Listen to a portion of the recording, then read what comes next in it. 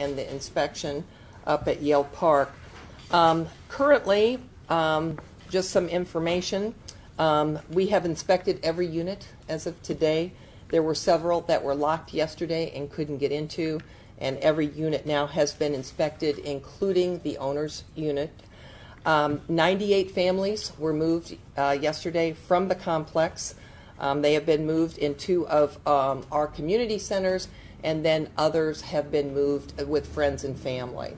Heartland Family Services has been involved with the relocation. In fact, as of today, one of the families is already in the process of buying a house, and then 4 more are working with caseworkers for new apartments and additional housing. So they continue to work with them, but we still do have people that are staying in Adams Park and Columbus in our community centers. Many agencies were involved in this effort yesterday, and everybody worked together very, very well.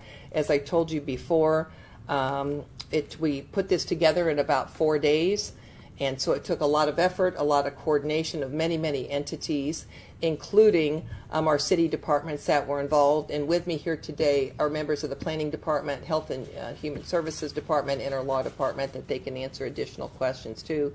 But our Parks Department has been very involved, and all of the other agencies. Just to name a few, as I said, the Parks Department was involved, OPD, the Omaha Fire Department, Human Rights and Relations, Heartland Family Service, Restoring Dignity, Salvation Army, the American Red Cross, the Open Door Mission, Douglas County REACT, Douglas County Emergency Management, Boys Town, and Metro Transit were all involved in this effort just in the last day.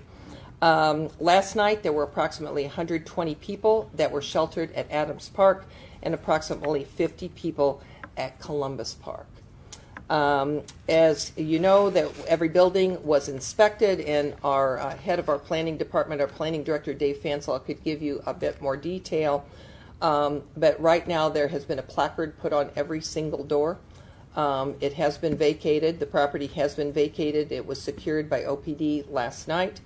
I want to let you know that in the community centers, we have private security within the community center itself, and OPD is offering security for the outside of the center too. There are numerous levels of violations. There's level 1 and 2, level 3, and level 4, and I will let the planning department explain that more in detail. But all in all, after all the buildings were inspected, we have approximately over 1,000 violations. The owner and the property manager, Kay Anderson, will be notified of all of these violations, and he will have a different amount of time depending on the level to comply and to get these up to code. And so with that, I'm going to step aside for a few minutes, and I'm going to let the others speak. Dave Fansel first, who is our planning director. I do want to let you know that currently, though, the power is shut off to the buildings and the gas is shut off to the buildings. So yesterday we were allowing some of the tenants to come back and get their belongings, but we consider it a safer situation so that they could gather their belongings because the power and the gas is now shut off. We did consider this, some of these conditions, life-threatening, which is the reason that why we felt it was critical that once we had those formal complaints that we went into those buildings and did the inspections as soon as we could. We have an SOP, and with that SOP, that once that violation, or once the complaint is filed, we have actually 3 days to come in and inspect it. So we felt like it was critical that we did it when we did do it. So with that, I'm going to step aside for a few minutes, have Dave kind of give you a review of the different types of violations, what they mean, and some of the findings that they found. Dave? Sure. Yeah, thank you all. Like the mayor said, every unit at the Yale Park Apartments site has been inspected. We were able to get through most of them yesterday. We had like 9 remaining units still to go through today. But as of right now, all the units have been inspected. Today we found this very similar violations that we found yesterday in the ones we were able to get into yesterday. Gas leaks, electrical problems, deterioration, filth, rodents, insects, things of those nature. So we were able to get into those 9 units. We also got into the laundry room that served the facility. We also got into the office of the property owners who are on site there. Same types of violations, dirty electrical problems, some gas issues. And those are our main concerns. It's those level 1 and level 2 violations, which makes the units unsafe for human habitation. Level 3s and 4s drop in severity, ranging from peeling paint inside, and more minor violations. Level 4s are basically exterior, generally, that don't make it uninhabitable. It's those level 1 and 2 violations that cause us the great concern, which is obviously why we were there today. The property owner at this time is, since we have placarded all of the units, all the doors in the apartment complex have a violation sticker on them, or condemnation sticker. He's in charge of securing the property. Like the mayor mentioned, OPD is on site and has been on site since yesterday. Today, some residents have returned, and we have allowed them to go back to their units to gather their personal belongings, making it very clear, though, that they're not supposed to be there for anything else but to gather their belongings and leave the site. As you can imagine, that's going to take some time because there's a lot of units and a lot of personal belongings that need to be gathered. And we're allowing them there between the hours of 8 a.m. to 6 p.m. They're not to stay overnight. They're not to stay in the apartments. They're not allowed to clean them. Basically, like I've said, gather their belongings and leave. Other than that, I don't have any updates. We'll continue to monitor the situation. We'll continue to pay the site visits to make sure that our placards are still on the doors and everything is secure as far as we're concerned. But like I said, the property owner is responsible for securing the property. I might mention too that with these different levels of violation, for example, the level 1 and 2 violation, the property owner would have approximately, or actually 30 days to comply. Level 3, 60 days. Level 4, 90 days. However, the tenants would not be allowed to come back in and occupy the building until these violations were taken care of and the city goes back and inspects, including MUD and OPPD, and gives approval for those buildings to be occupied again. So I know the property owner was saying, well, I'm going to be able to let some people back in right away. That is not accurate. It would have to be the entire building, and it would have to be re-inspected by those entities that I just said, including the city, before they would allow occupancy of that entire building again. So it's not going to be 1 and 2 families moving back in willy-nilly. It's going to be the whole building before that they would allow that. Yeah, so imagine, say a building has 8 units in it and 1 or 2 get cleared, yet there's still violations, serious, those level 1 and level 2 violations still in those remaining units. We don't feel it's going to be safe enough to allow folks into any of those units until the entire building has been, like the mayor said, cleared and inspected by all the property authorities. Mm-hmm. Another thing I want to talk about were the tenants again. We tried very, very carefully yesterday to be very sensitive to their culture, to the least amount of trauma possible, as what we made the decision that we are going to have to evacuate all 13 buildings. Heartland Family Services has been excellent working with. They know where every family is. They know every family. They know the ones that are in the shelter. They know the other ones that aren't in the shelter, where they are at. So they're taking a lot of time to make sure that all of their needs are addressed. In fact, there was a little issue with the food that was being provided last night, and we are having culturally sensitive food delivered to them today. And so we want to make sure, like I said again, that their culture is respected, and that we provide them with everything that they need until we can get them moved to more permanent housing. I will say that some of our philanthropic community and our foundations have already been extremely generous and offering to help fund a more permanent housing for many of these people. So we want to make sure that they are not going from one area with violations to another. We want to make sure that we spend a lot of time in getting these people placed in appropriate housing. OPS has been excellent. Most of you saw the first press conference we did yesterday. Dr. Logan, the superintendent, was there. OPS, when school let out last night, as you know, yesterday we said we thought the best arrangement for the kids would be to have the buses pick them up in the morning at Yale Park and drop them off at Yale Park, and then we have provided transportation through Boys Town to move them from Yale Park back to the shelters. Yesterday afternoon there was approximately 40 people from Omaha Public Schools that were there when the kids arrived, including the superintendent, to make sure it was as smooth as possible and as least traumatic as we could make that. Our HRR director, Franklin Thompson, was here with us a few minutes ago, and he's already left to go back to Yale Park to be there when the buses arrive this evening. So we continue to be very sensitive to the tenants, their culture, the children that were involved, and so that effort will continue on too. There was quite a bit. I wanted to bring it up, and maybe Will, who's our city attorney, could speak a little bit about the word or the acronym MAPOA was mentioned yesterday, which stands for Metropolitan Omaha Property Owners Association. There was a lawsuit several years ago filed by MAPOA, and we are under a federal order that we have to, before we go in and inspect as a result of that lawsuit, we have to have the name, we have to have the address. We have to have a formal complaint, or we have to have a warrant. We had all of those. Like we said, we had approximately 96 formal complaints, and then we also had a warrant so that we could enter the building.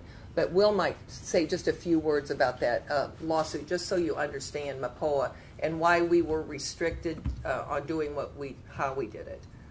The long story short on the MAPOA lawsuit was it created a new and streamlined effort on how the code enforcement is done in Omaha. And so before, there was the possibility for an anonymous caller to call in, possibly their neighbor or a disgruntled tenant for a landlord. And so the consent decree eliminated that possibility because the landlord has the right to know who initiated the complaint on the property.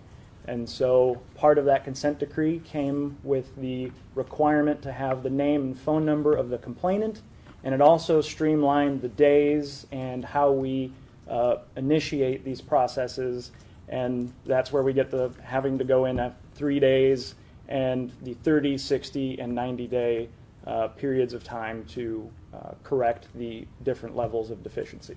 Mm-hmm. Thank you. I know some have asked why we didn't give the tenants notice, and one of the reasons is we didn't want them to have any fear. We didn't want them to feel displaced. We didn't want them to scatter. We wanted to be able to knock on their doors and be able to inspect their property and be able to offer them relocation all on the same day, a very organized offer at the same time. So again, our effort was more of a humanitarian effort than it was a code inspection effort, but we wanted to make sure that the tenants were there and we were able to offer all of these services that I talked to you about, all these entities that are working on this, and we wanted to be able for them to be there. So with that, I don't have really any more comments to make, but we are all here. Like I said, we have our city law department, we have members of the planning department. Mike Wilwarding is the new chief acting superintendent. Acting superintendent. I have to stop and think. But he was in some of the units. If you have any questions about that, Gerald Kuhn is from our HRR department. Assistant director Stu Craven is from the planning department. So we're all here to answer your questions. Mayor, do you think you'll need to provide these shelters for several days to... We do for several days, but Heartland Family Services today said that they felt very strongly that they will have everyone placed by the end of the workday on Tuesday. And that is right around the corner. So you can see there is a lot of effort and a lot of work going on to make sure that these people have the proper housing and shelter. You know, a lot of them were working yesterday, came back from work. A lot of them have their own transportation. You know, they have cars, so a lot of them didn't need the bus transportation, but for those who did, we wanted to make sure we had it and offered it for them. Now, I know the tenants weren't made aware about this, but was Salvation Army or Heartland Family Services so they could prepare for this? Of course, that was some of the organization that, like I said, we started working on it on Monday to be very, very coordinated with our efforts because we wanted to make sure all of their needs were taken care of. So all of these entities were involved. Like I said, the Red Cross, the Salvation Army, Heartland Family Services, Lutheran Family Services, Omaha Public Schools, a lot of people were involved in the coordination of this effort. Ideally, we would have liked to have more time. You know, ideally, we would have liked to have a week or two to get this all organized. But many people didn't know what we knew. And we felt like that there were life-threatening conditions existing in those buildings, and we felt like it was critical to act as soon as we possibly could.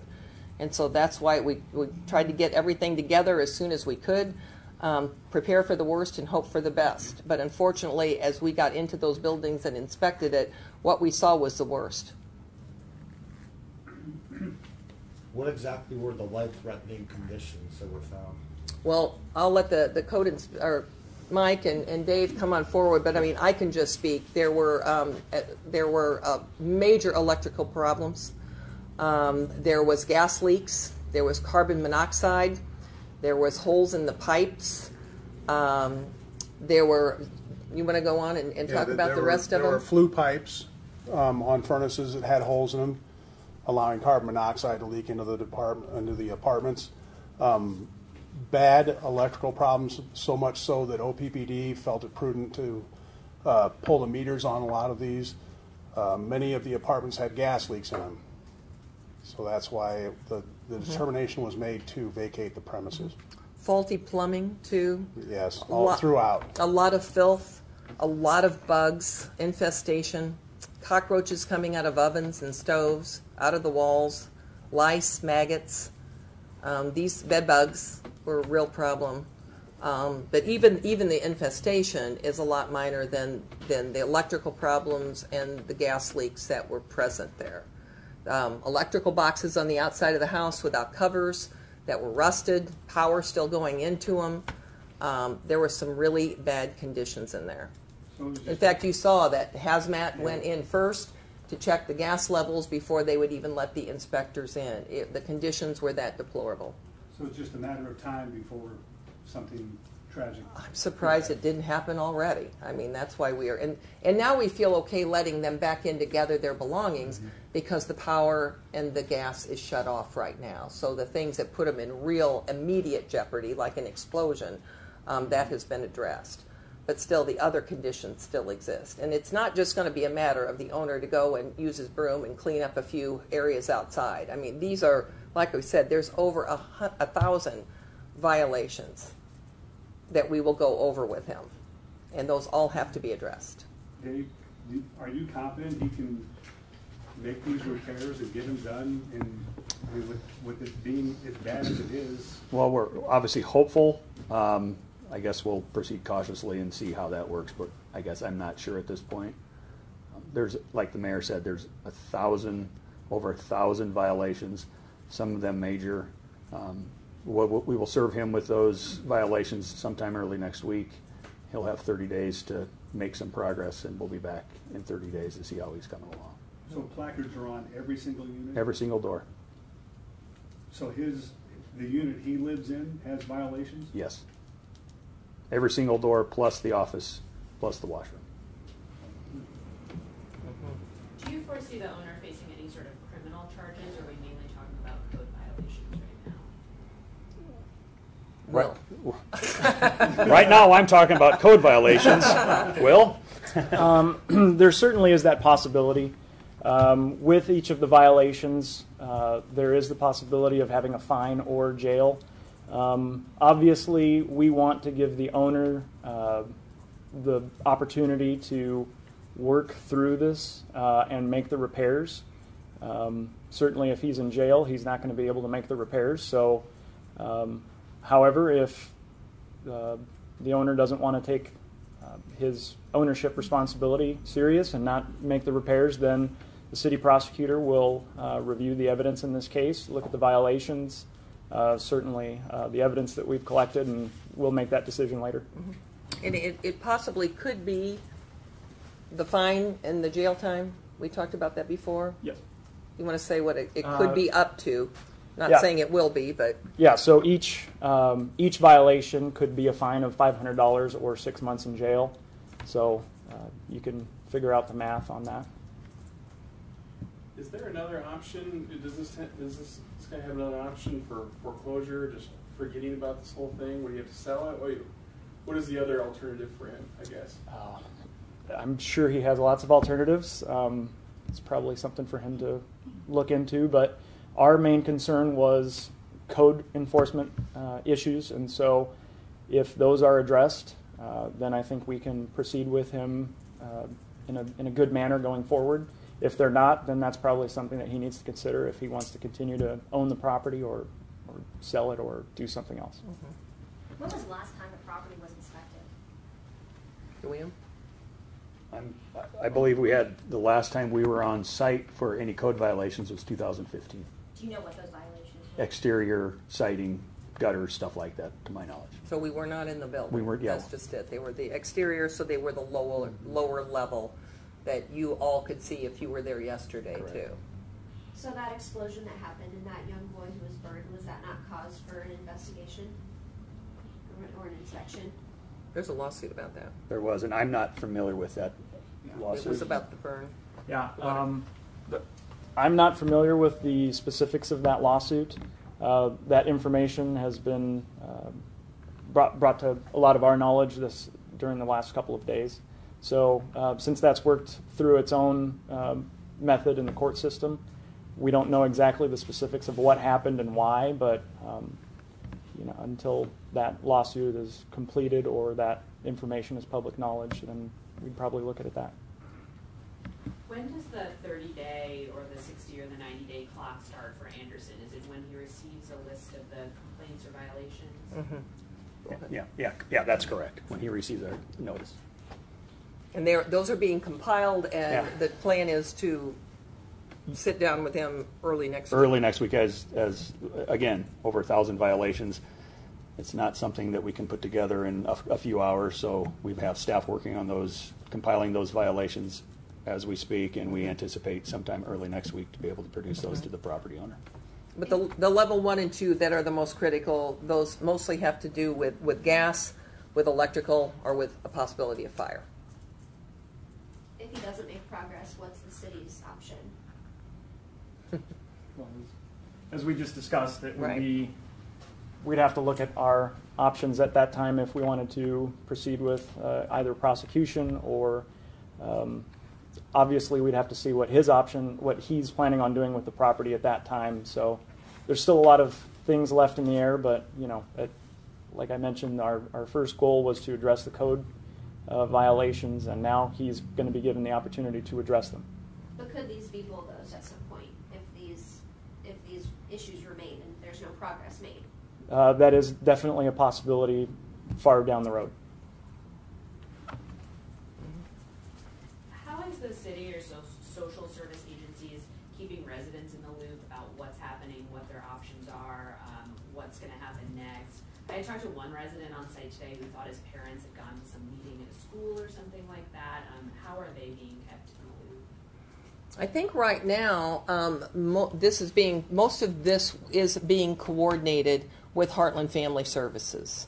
And like I said, they're working hard at it, and I know with what they told us today that they think everyone will be placed in housing by the end of workday on Tuesday. I think that they've got their arms around that pretty substantially. So I think they feel really confident that they will be able to do it. Now, as far as a meeting in a school, I don't know anything about that, and that could have been some miscommunication there. But like I said in the beginning, Heartland Family Services, they know all of the residents, they know their names, they know who's in the shelter, they know who's with family and friends, and so they are working very hard to make sure every single tenant that was evicted yesterday is taken care of. And so they don't Absolutely. So that people can keep up with them, know where they are, know if they Absolutely. And no child was separated from their parent at all.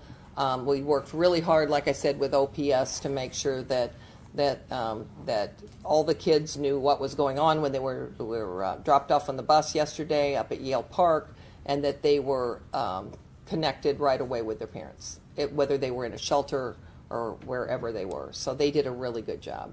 I was talking to Dr. Logan last night until about 10 last night, and they just continue saying anything we need to do, we will do to make sure that this is all very, very smooth. You mentioned yesterday that this is not how you want refugees to think of America and Omaha. Is there something the city plans to do to maybe target other refugee groups that are living in, Well, we always are. I mean, Lutheran Family Services is very involved in refugee placement.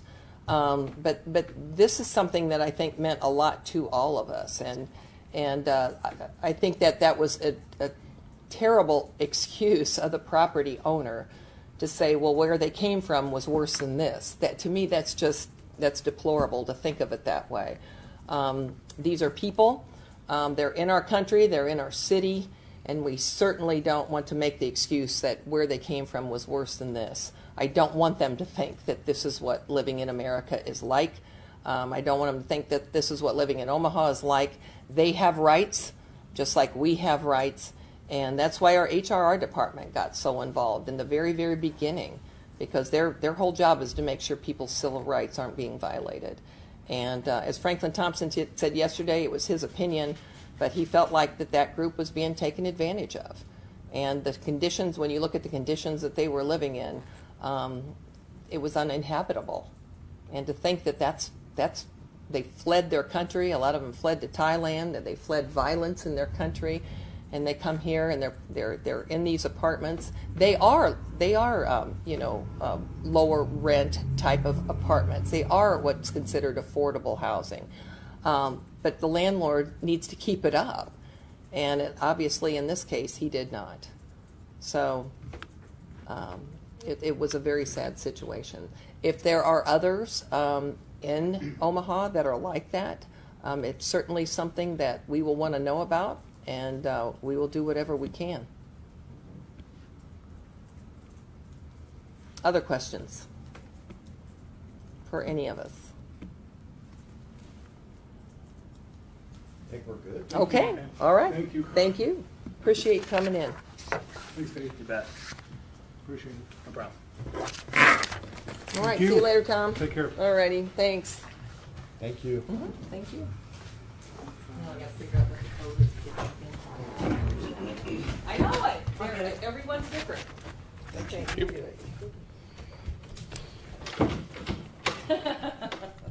No? Well, it also managed, it's also, now we're all gonna know by the time you guys are done. He's still rolling, so it's good B-reel stuff. Look Look at that. That's why I took it off my guys. If I have to get in there, I want to get in there. I don't want to sit here guessing. Have a good birthday afternoon. I'll try. Oh, happy birthday. Thank you. What a birthday. I want to give you some spellings. The city attorney will, his last name is Acosta, A-C-O-S-T-A, Trejo, T-R-E-J-O. I'm just checking to see if he uses a hyphen. He does. A-C-O-S-T-A. A-C-O-S-T-A